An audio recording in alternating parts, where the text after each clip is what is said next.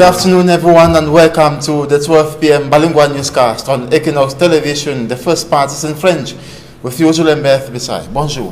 Bonjour à vous, Innocent Nazé. Mesdames et messieurs, bonjour à toutes et à tous. Merci de choisir Equinox Télévision pour vous informer. Législative et municipale du 9 février 2020, le contentieux préélectoral est en cours au Conseil constitutionnel. Comme vous le voyez en image, ces assises permettent d'entendre et de valider ou non les différentes revendications des formations politiques ayant introduit les recours auprès de la Cour constitutionnelle. Je vous suggère à présent de suivre quelques bouts au micro de Equinox Télévision. Et compliqué par moment les prétentions que le requérant donne devant le Conseil. Et parfois la décision finale a ses subtilités enregistré sous le numéro 48. Ce qu'il faut dire, Sieur Salmana Amadou Ali II, candidat du Front pour le Salut National du Cameroun, FSNC Amaroua, a introduit un recours en contestation de la candidature de Dame Aïssatou Dadakou Itao à l'élection des députés à l'Assemblée nationale. La requête ayant été transmise à ELECAM pour mémoire de réponse, ELECAM a répondu et nous retenons en substance sur la recevabilité du recours. L'article 129 du Code électoral dispose les contestations ou les réclamations relatives au rejet ou à l'acceptation des candidatures, ainsi que celles relatives à la couleur, au sigle ou au symbole adopté par un candidat sont soumises à l'examen du Conseil constitutionnel par tout candidat, tout parti politique ayant pris part à l'élection, ou toute personne ayant qualité d'agent du gouvernement pour la dite élection, dans un délai maximum de 2 jours suivant la publication des candidatures. Le requérant déclaré candidat par la résolution de l'ECAM, il y a lieu de déclarer sa requête recevable comme fait dans les formes et délais légaux.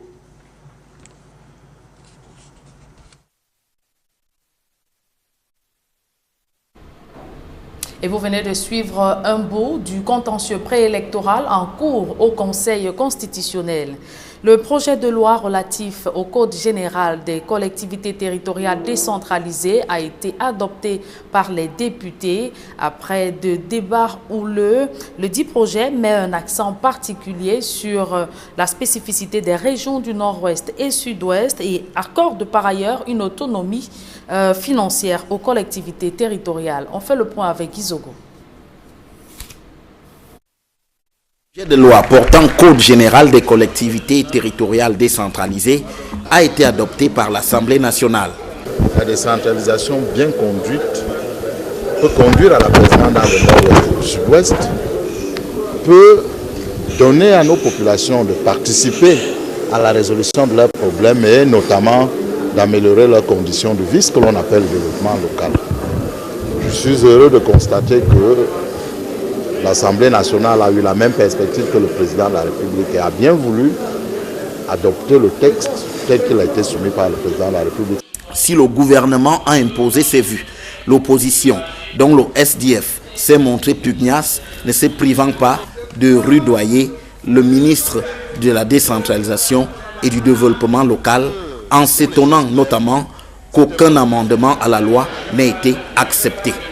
Le texte a été, ou l'article a été adopté dans les formes initiales. That's the big joke.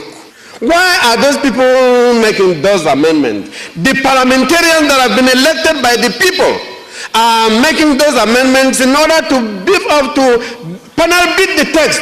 Government bench says non, le gouvernement a décidé de telle ou telle manière dont l'amendement a été rejeté. The government bench has taken this house to be a post office where you send letters and it just pass. Une chambre d'enregistrement. Non.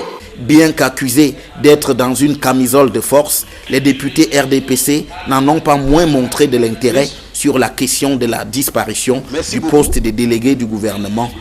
Sur cette question, le ministre de la décentralisation et du développement local a confirmé la disparition de cette fonction sans donner aucun gage sur l'avenir des délégués du gouvernement.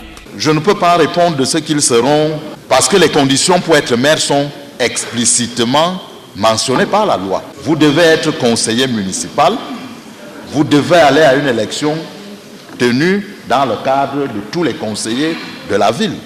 Donc, la loi telle qu'elle vous est présentée n'a pas la prétention de régler cela. Il n'existe plus de délégués du gouvernement. Voilà simplement. Désormais, la suite des événements se trouve entre les mains du Sénat et du président de la République. Faisons à présent un zoom sur 2 enseignants recalés dans le cadre du recrutement spécial de 2000 enseignants dans les universités d'État. Adeline Douanglan et Giscard Ndinga sont 2 enseignants titulaires de doctorat en psychologie de l'éducation et droit constitutionnel. Depuis de nombreuses années, ils tirent le diable par la queue en effectuant quelques vacations qui ne leur permettent pas de joindre les 2 bouts. Le recrutement qui vient de leur passer était une occasion en or pour tourner la page des sacrifices consentis sans le juste retour à l'ascenseur. Emmanuel Diop et Marcelin Gansop. Rattachés pour l'un à l'université de Douala et pour l'autre à l'université de Yaoundé 1, leurs destins se sont croisés au pied du mur du ministère de l'enseignement supérieur. Adeline Douangla est titulaire d'un doctorat en psychologie de l'éducation obtenu le 6 juin 2014. Depuis 2008, année d'obtention du 2A, j'ai commencé à dispenser les cours de vacation au département de psychologie jusqu'en 2015. Après le département de psychologie, j'ai dispensé les vacations à l'école normale supérieure de Yaoundé 1 de 2014 à 2017. Pendant tout ce temps, c'est mon père, c'est ma famille qui me prenait en charge. Quant à Giscard Ndinga, son doctorat en droit public, option droit constitutionnel, remonte en 2012. Il a soutenu devant un jury présidé par le professeur Joseph Ohona. Il se trouve que 7 ans après, je sois encore le seul docteur en droit public de cette université à ne pas être recruté. On ne peut pas comprendre qu'un docteur qui soutient sa thèse de doctorat au cours de la première promotion dans une université ne soit associé à rien. C'est incompréhensible, c'est inconcevable. C'est malheureusement le cas que j'ai vécu et que je continue de vivre. Bardés de leur diplôme, tous les 2 n'ont été habités jusqu'ici que par un seul désir, celui de servir avec honneur la République à la hauteur de la formation qu'ils ont reçue. Malheureusement, depuis l'obtention de leur doctorat, les 2 enseignants n'ont cessé de tirer le diable par la queue. J'essaye de temps en temps de donner des vacations ici et là, comme tout le monde, en tant qu'enseignant. Cela reste précaire, dans la mesure où c'est des statuts qui ne permettent pas à un docteur de mon rang de pouvoir s'épanouir, c'est-à-dire se livrer à ce pourquoi il a travaillé toute sa vie, les activités académiques et de recherche. La vacation, je peux même dire c'est le bénévolat, parce que ce qu'on peut recevoir à la fin, après un semestre ou après une année, ne correspond même pas au fait de déplacement pour aller dispenser ces cours. Je suis obligée donc de quitter la faculté pour essayer de trouver des petites activités pour survivre. Et ce n'est pas facile du tout, parce que parfois, vous pouvez avoir un contrat d'1 semaine avec une structure. C'est minable, ça ne vous permet pas de vivre. L'annonce du recrutement de 2000 enseignants dans les 8 universités d'État les a fait rêver. Un rêve qui a tourné court le 13 décembre dernier, lorsque les résultats de la première phase ont été rendus publics. Quand le recrutement est lancé, je me dis, enfin, si un recrutement est lancé pour les docteurs chômeurs, il y a de fortes chances que je puisse quand même vivre, parce que depuis là, je ne peux pas vous dire que je vis. C'est la misère totale. Je reçois les résultats vendredi à 23h45. Je regarde rapidement Yaoundé 1, je ne vois pas mon nom. Je vois des profils qui ont été retenus, mais pas de psychologie, pas de psychologue de l'éducation. C'est ça qui a commencé à me rendre un peu folle. J'ai de la peine, je n'arrive même pas à m'alimenter, je n'ai pas d'appétit, je suis désespérée. J'ai vu l'évolution de ma vie être bloquée. Parce que quand vous vous êtes préparé dans une certaine perspective à affronter la vie en tant qu'enseignant d'université et que vous vous retrouviez pratiquement hors du champ dans lequel vous avez été appelé à exercer, ça devient difficile. Le temps de se repositionner, c'est pas facile. Âgés respectivement de 37 et 44 ans, Adeline et Giscard sont désormais partagés entre espoir et désespoir. Ils font partie de la centaine d'enseignants recalés qui crient à l'injustice. Depuis samedi dernier, ils dorment à la Belle Étoile, au pied du mur de l'immeuble abritant le ministère de l'Enseignement supérieur. À présent, des publi-reportages dans ce journal, Orange Cameroun rehausse la cérémonie de remise des parchemins aux étudiants de l'université de Ngaoundéré arrivés en fin de formation.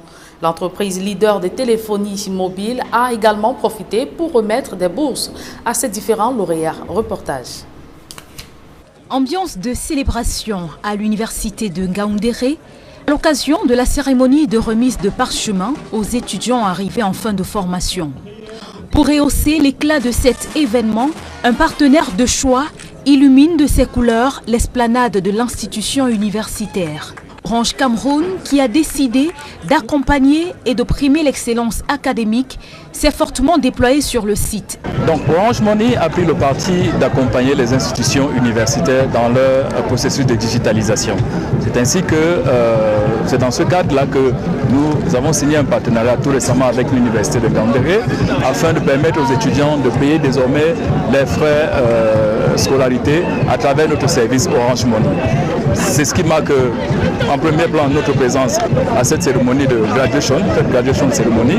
Grâce au partenariat qui existe entre Orange Cameroun et l'université de Ngaoundéré, les étudiants ont la possibilité de payer leurs frais universitaires via leur compte Orange Money. À l'occasion de cette cérémonie de graduation, l'entreprise a remis 40 bourses aux meilleurs étudiants. Un deuxième point qui marque également notre présence, c'est la volonté d'Orange Cameroun de primer l'excellence. C'est d'ailleurs pour cette raison qu'à l'occasion de cette graduation cérémonie, Orange Cameroun a pris celui de prendre en charge les frais de scolarité des 40 meilleurs étudiants de toutes les écoles de l'université de Ngaoundéré. Un appui financier qui motive davantage les étudiants dans leur quête du savoir, eux qui ont parfois du mal à joindre les deux bouts. C'est un sentiment de joie qui m'anime car je fais partie des premiers lauréats de cette cuvée. Je remercie Madame le recteur, les différents enseignants de l'université Ngaoundéré, sans oublier les différents partenaires, notamment Orange Cameroun. Les responsables de l'établissement qui encouragent les étudiants à se lancer dans l'entrepreneuriat tendent la main aux partenaires en vue d'un accompagnement. L'université de Ngaoundéré est lancée dans une vision vraiment dans l'entrepreneuriat, dans l'innovation, dans l'industrialisation, pour que ceux qui sont formés ne vont pas tout le temps attendre pour qu'il y ait quelqu'un qui les donne l'emploi, mais qui s'intègrent rapidement avec l'exploitation de nos ressources locales pour pouvoir aider à la transformation de la richesse de notre pays. Orange Cameroun, entreprise citoyenne, soutient l'éducation à travers le pays. Pour cette cérémonie de fin de formation à l'université de Ngaoundéré, les étudiants ont reçu leur diplôme de licence, master, doctorat et PhD pour le compte de l'année académique 2018-2019. Les lenteurs et lourdeurs de l'administration camerounaise sont un frein au développement. C'est le constat fait par des experts à Yaoundé. Ils prennent part aux journées de la performance des organisations publiques au Cameroun. Un événement organisé par Panes Group. Reportage. La question du rendement et de l'efficacité de l'administration publique camerounaise en débat à Yaoundé. À la faveur des journées de la performance des organisations publiques qui se tiennent dans la cité capitale. Ce constat est à la fois visible par tous. Il ne faut pas être nécessairement un expert pour constater que l'administration, ce n'est pas une organisation qui se caractérise essentiellement par son dynamisme. On confond l'administration à une structure qui est caractérisée par l'immobilisme et les différentes paralysies qui ne permettent pas à l'administration de se déployer de manière efficace. Tout ce qui se traduit par les différents manquements auxquels on assiste dans la gestion de la société. Les experts posent un diagnostic sans complaisance. L'administration publique au Cameroun est caractérisée par une lenteur et une lourdeur qui constituent un frein au développement. Organisées par Panes Group, les journées de la performance des organisations publiques visent à identifier puis rechercher les solutions aux problèmes communs aux organisations publiques au Cameroun. Les organisations publiques jouent un rôle très important, autant dans la réglementation de l'activité que dans la production elle-même. Et ces organisations publiques, notamment les établissements et les entreprises publiques, gèrent à peu près 70% de la commande publique. Et souvent, c'est cette commande publique-là qui oxygène et alimente l'économie. Et vous imaginez que si les entreprises publiques venaient à ne pas être performantes, alors c'est toute l'économie qui se gripperait. Sous le thème « Culture des résultats et système de gestion des performances dans les organisations publiques », les journées de la performance des organisations publiques apparaissent comme une plateforme d'échange d'expériences entre les organisations publiques, les experts en gestion et les entreprises privées pour un partage de bonnes pratiques. Face aux exigences de résultats, nous avons pensé qu'il était absolument utile qu'on organise cette première rencontre qui va permettre justement de travailler avec les entreprises publiques sur les conditions d'émergence de la performance, sur les conditions de développement de la culture de la performance en leur sein, ce qui devrait leur permettre à terme de contribuer plus positivement au niveau de la croissance de notre pays. Panes Group, qui organise la réflexion, offre la possibilité aux organisations publiques pendant 3 jours à Yaoundé de procéder à leur propre remise en question avant d'engager des changements réussis dans les approches de gestion. The second part of the news is with you, Innocent Aze. Good day once again. Good day once more, Juliet, and to our viewers, good afternoon, and thanks for joining us in this second segment of the newscast. We begin with the hearing of pre-electoral petitions for the February 9, 2020 legislative elections to take place in the country, which was opened today in the nation's political capital, notably at the Yaoundé Conference Hall, and the consent files deposited at the Constitutional Council. At least 39 complaints from political parties involved in the February 9, 2020 legislative elections have filed before the Constitutional Council after the publication of the list of candidates by the Electoral Board last December 9, 2029. The petitions were reportedly filed by some 10 political parties in over 20 constituencies out of the 85 concerned in the February 9, 2020 election of members of parliament. The contents of the petitions reportedly varies, with some of the reasons ranging from the demand for the reintegration of some lists, and notably those of the UPC, we saw all her lists rejected for presenting 2 lists, to the wish to see the disqualification of some competitive lists and the contestation of the list of some candidates to number these. According to reports, the decisions that will be taken by the Constitutional Council as far as these petitions are concerned will be final. And meantime, the Social Democratic Front, that's the SDF party, has won the case against the CPDM parliamentary list in the Boyo Division Northwest region of Cameroon. After close to 1 hour hearing from both parties, the chairman of the Constitutional Council, Clement Atangana, rejected the list from the CPDM party candidates for the non-respect of gender balance. And we talk about the general codes of regional and local authorities that has been adopted by members of parliament. This was during a plenary sitting yesterday chaired by the president of the National Assembly. Out of 501 articles found in this code, only about 100 were debated upon, and some witnessed some amendments. We now talk in Boya, in the southwest region of the country, who have received their epaulets, and that ceremony was chaired by the governor of the Southwest region, Bernard Okalia Bilai. He instructed the promoted police officers to fight against rising insecurity masterminded by separatist fighters. Derry Jato reports. A police commissioner received his 6th gold star for the first time in the history of Epaulet Award ceremony in the Southwest region. The reason is simple. Bello Abe was on a special state assignment. The Anglophone crisis kept him back in the region the day those of his rank were being awarded in Yaoundé.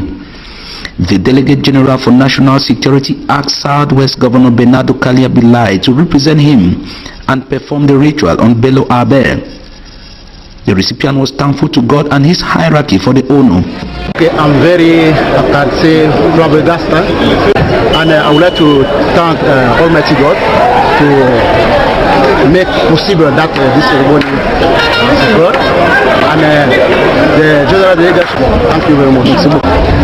Et remercier mes chefs utilisateurs qui m'ont apprécié, qui m'ont évalué et qui ont fait de moi aujourd'hui commissaire divisionnaire, et pas le moindre commissaire divisionnaire, et qui a été reclassé 2e grade, 3e et 4e grade en une seule fois. In total, the December 17, 2019 Epaulet Award ceremony in Boya witnessed police officers promoted to the ranks of commissioner, senior superintendent of police, senior assistant superintendent of police, 2nd grade assistant superintendent of police, 2nd grade inspector of police, and senior police constables respectively. And one of the laureates was Foso Konda Zuzeren, who said his promotion is a motivational factor and a challenge to remain steadfast and secure the population and their properties, and above all, push harder for peace to return in the Southwest region. This new galon is bringing us the most impetuous to go on the action on the field. People know that we have been here to the Anglophone crisis. The public ceremony atmosphere here at Bongo Square was still the same, with everyone walking through a detector as an obligation. No chances. This region has been at war for 3 years now running.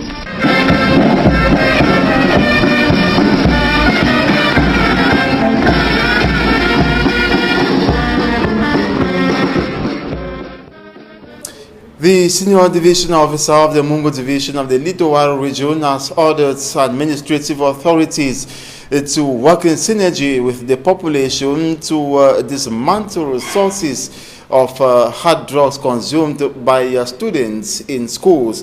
And Yves Bertrand Newell also ordered that road safety be strengthened in order to prevent road accidents. He was speaking during a security evaluation meeting that's ahead of the end of year feast. Details in this report. Fight against hard drug consumption in educational establishments in the Mungo division featured in the security meeting that held in Loum. Le département du Mungo, comme bien d'autres parties de notre pays, Yves Bertrand Newell, the Mungo prefect, instructs competent authorities to investigate the root source of these illicit drugs and have it dismantled for protection of students. Des mesures ont été prises. Improvements on health services were as well evaluated, with development being mass inscription of internally displaced persons in the public health programs. Chargé de la santé d'inscrire les populations déplacées dans les programmes de santé qui sont implémentés dans le ministère de la Santé. Needs to strengthen road safety for accident prevention was equally raised. On devait plutôt veiller. These participants expect road safety personnel to pay more attention on the state of vehicles and ensure respect of measures stipulated by the Ministry of Transport by drivers. Il a donné des instructions fermes pour dire prochainement si c'est la prévention routière du ministère du Transport, mais qui se limite juste à ce qu'ils doivent faire, qui ne vont pas au-delà. Traditional leaders and the civil society are expected to effectively collaborate with security authorities to fight for eradication of circulation of contraband drugs and ensure respect of road safety codes by drivers. Regarding the continuous violation of rights of children in Cameroon, the Cameroon Bar Council, in collaboration with the United Nations International Children's Emergency Fund, held a seminar in the economic capital Douala to brainstorm on ways to protect the rights of these children and equally to defend them when they stand before judges. Immaculate Fogwe reports. In a country where the rights of some children are not respected as they are faced with issues such as early marriages, forced labor, discrimination and maltreatment, the Cameroon Bar Council, in collaboration with the United Nations Children Fund (UNICEF), are putting in efforts to help enhance the capacity of lawyers to protect the rights of children. This workshop is organized by the Social Affairs Commission of the Cameroon Bar Association in partnership with UNICEF. The Social Affairs Commission of the Cameroon Bar Association is a commission that was created by the bâtonnier to empower lawyers, enhance their capacity to be able to represent minors who are in contact with the law. That's why you have the team legal assistance to minors in contact with the law. So the objective is just to enhance the capacity of lawyers so that we can be able to represent minors who are facing justice. In the midst of addressing some of the challenges faced by minors, some obstacles impede lawyers' efforts.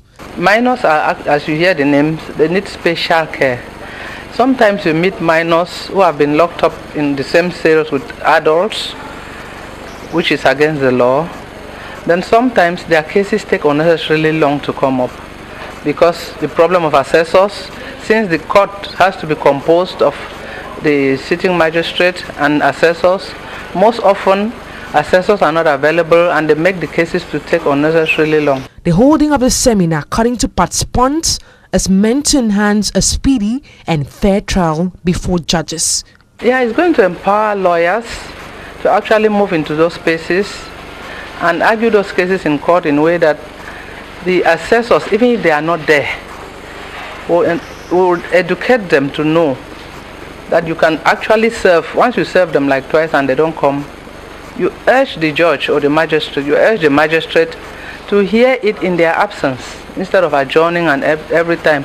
We believe after empowering them, there will be speedy trials of any minor who is facing justice. According to the United Nations Convention of Children's Rights are human rights, so they must be treated equally, not because they are future adults, but because they are human beings.